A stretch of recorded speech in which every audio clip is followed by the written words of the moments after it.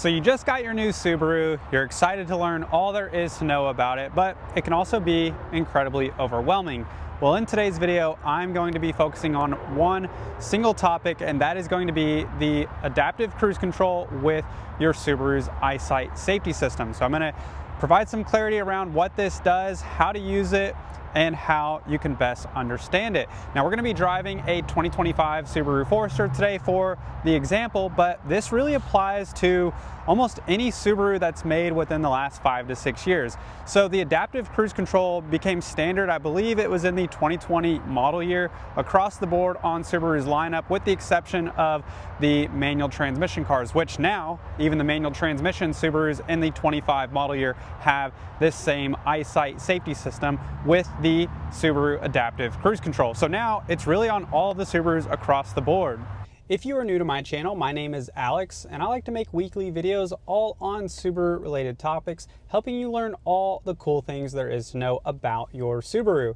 If you'd like to follow along, consider clicking that subscribe button down below. And if you do find value in this video and learn something new, please remember to click that like button down below. That helps me out tremendously. And as a thank you, I will do my best to respond to as many comments, answering your questions down in the comment section below. We'll dive into the controls here in just a moment, and I'm also going to show you how to use lane centering for your Subaru.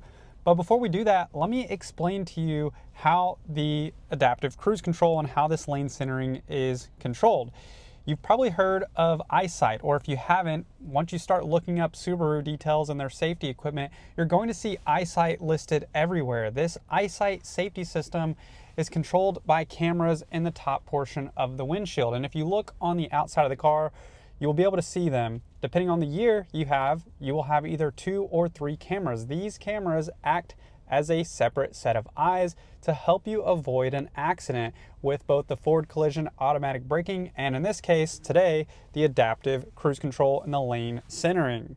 So how does it all work? Well, on the top right button here with the car and the clock, if you tap that, you're going to see an image pop up on your display in the center of your gauge cluster. This is how you would initiate your adaptive cruise control. Now, once you reach your desired speed, you will click down to set your speed. The minimum is 20 miles per hour, the maximum is 90 miles per hour. Now, the benefit to this is that whenever you do have your cruise control set and you are approaching a car that maybe is going slower than you out ahead, those cameras are going to detect that, and it's going to slow your car down accordingly. So if you set your cruise control at 65 miles an hour, but the car in front of you is only going 30, your car is going to slow down, adjust speed automatically, and just pace behind the car out ahead.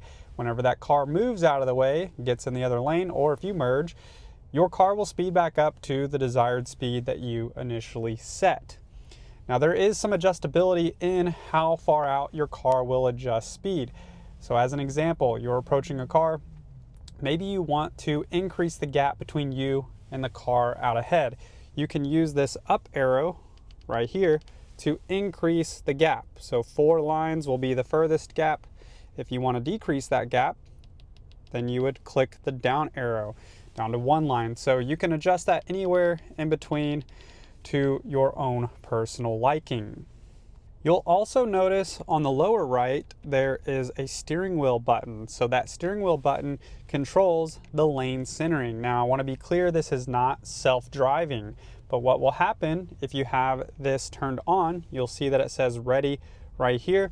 When you are driving and there are lane markings present, so there has to be lines on the road, your car's EyeSight cameras will identify where the edge of that lane is.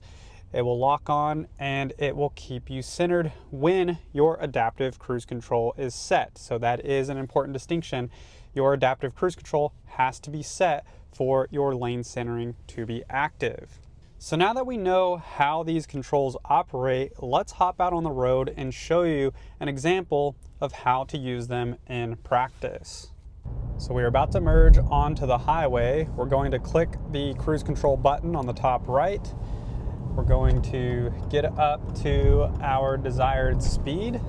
And then we are going to click down on the set switch. So now our cruise control is set at 54 miles an hour, but maybe we want to increase our speed.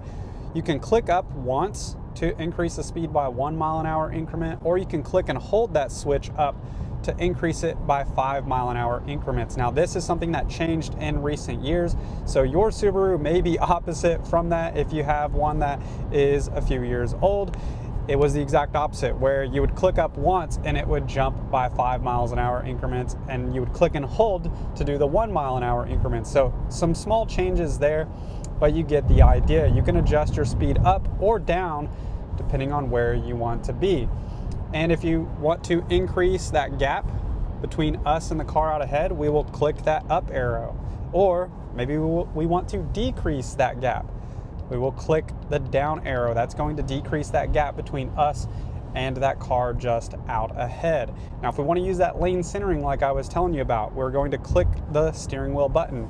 See the two white lines light up, and we have the green steering wheel icon lit up, telling us that it's active. Now you have to keep your hands on the wheel. If you don't, it's going to turn that system off. It's not self-driving, it's just as an assistant there to keep you in the center of your lane and helping you avoid inadvertently crossing into the other lane. Now if you need to merge, you just turn your blinker on and you can merge just like that. It releases the lane centering automatically, or you can tap that lane centering button and it will deactivate that, so you don't have that tightness anymore in the steering wheel if you don't want it on. Not only will your adaptive cruise control automatically adjust speed to the car out ahead, but it will slow the car down and come to a complete stop automatically if necessary for complete standstills like we see up ahead.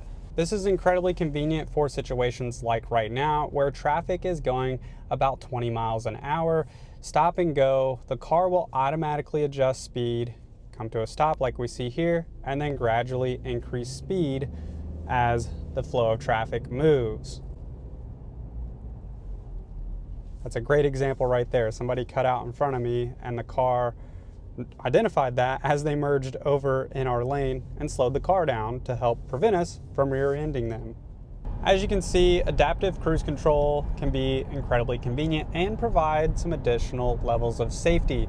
This isn't something that I use on back roads or lower speed roads, but mainly on the highway and the interstate, especially when traveling long distances, because if you're driving for hours on end, you get fatigued, you get tired, and having this additional peace of mind with the adaptive cruise control, the ability to adjust the car's speed automatically for me and keeping me centered in my lane, just makes me that much more relaxed and comfortable. Something important to note, if you can't see, it's very likely that your EyeSight cameras can't see. So if you have a heavy rainfall or something like that where visibility is decreased, your EyeSight will temporarily turn off, and therefore your adaptive cruise lane centering will not be active and will not work.